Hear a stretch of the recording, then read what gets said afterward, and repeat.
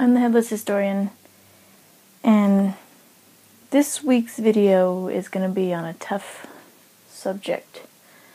Subject I'm clearly not capable of talking about because I have very few emotions, or at least access to those emotions. Really what I'm trying to say is,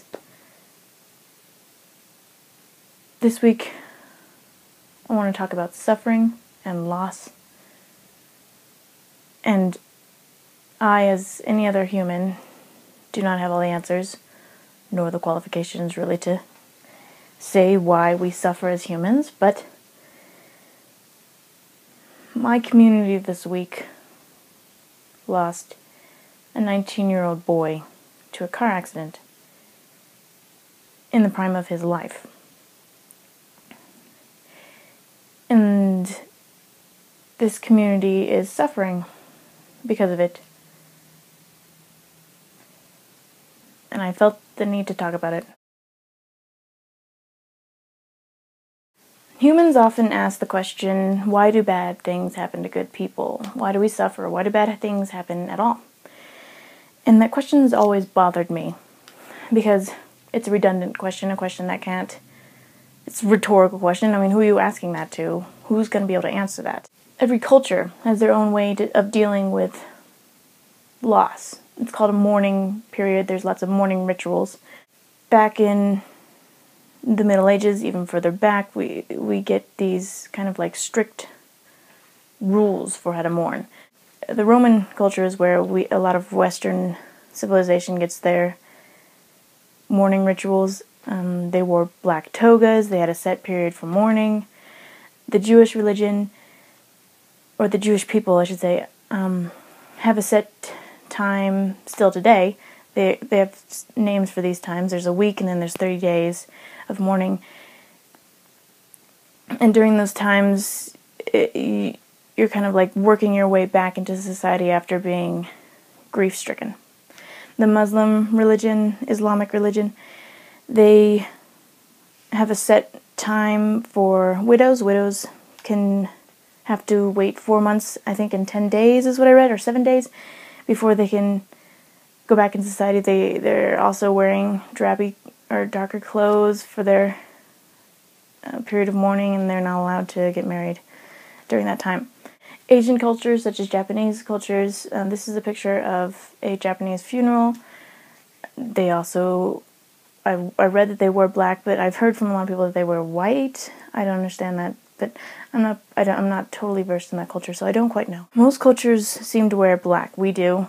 We don't have a set mourning time, but there is an understanding that there's going to be some time of recuperating and coming back into society.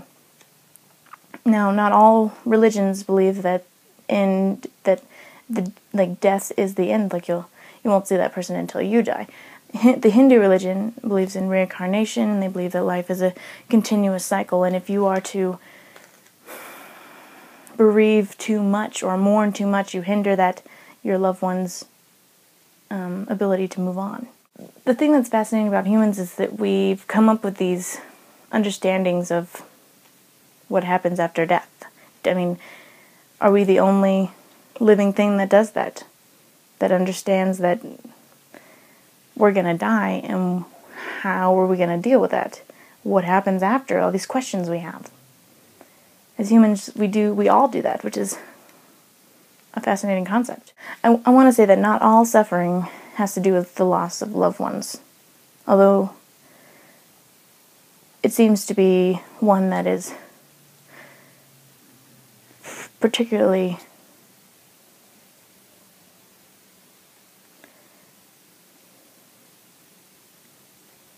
awful. Suffering comes in the form of rejection or disappointment, pain, like medical pain, physical pain. Going back to that question of why do we suffer? All life is suffering. There's times of suffering. Like I said, there's a quote by T.S. Williams. I cannot find the original context of this quote, so I don't believe totally that T.S. Williams said this, but it is a comfort to me for some reason. He said, don't look forward to the day that you stop suffering, because it's the day that you are dead.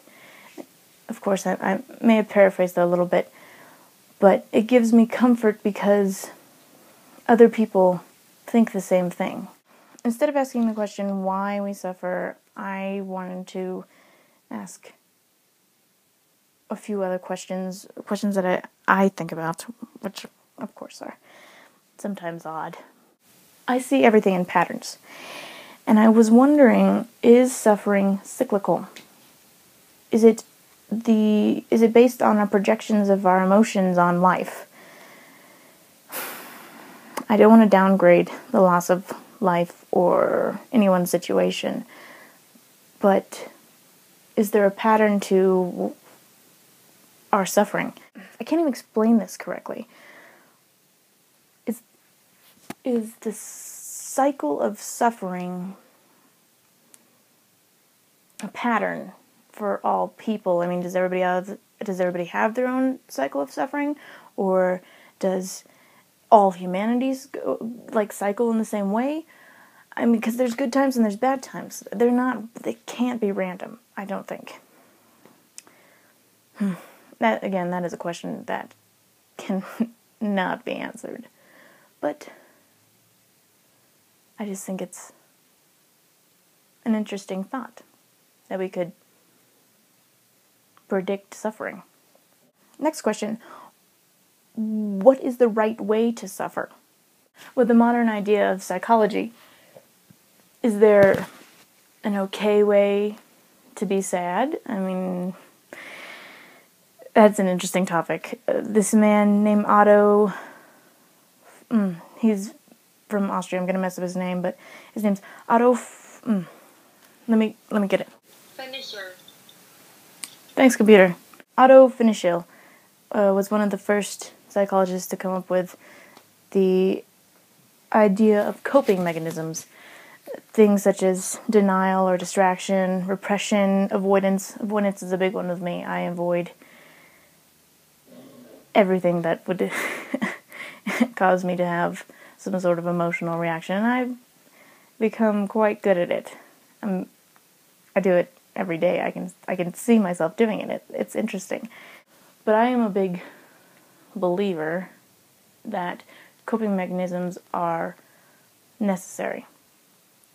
If we didn't have coping mechanisms, we wouldn't be able to get over suffering. We wouldn't be able to get through life or be successful or be prosperous because we would be too busy suffering. I mean, that's a big thing to say, because coping mechanisms can be horribly debilitating. But in a small way and in an appropriate way, I think it's okay to let people go through a time of denial or avoidance just to get through, really. And my last question, the big question I thought that was the most important, the most grounded, the question that we probably should be looking at rather than any of the other questions is, how do we comfort those who are suffering? There's many ways to comfort. You can help people, you can give words of encouragement, you can avoid them and not cause them to have to talk about anything, but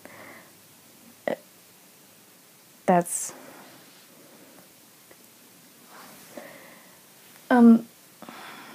many cultures, in fact, the Muslim culture, when someone dies, the family washes and prepares the body for burial. The family members, the daughters, and the wives, and the sisters, and if it's a man, the brothers, the fathers, uncles.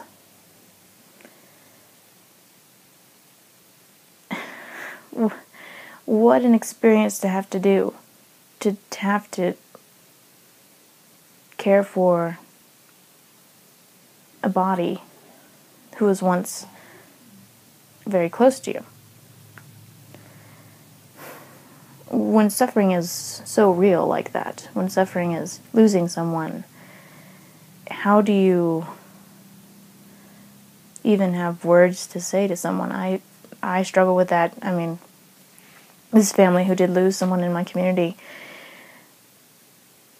there's nothing I can say to them. Me being me, one who lacks emotional understanding, who doesn't have a great ability to express emotions towards people, I struggle with being able to come up with any way to comfort them. So, how, I mean, what do you say? Condolences, I'm so sorry. There's nothing you can say.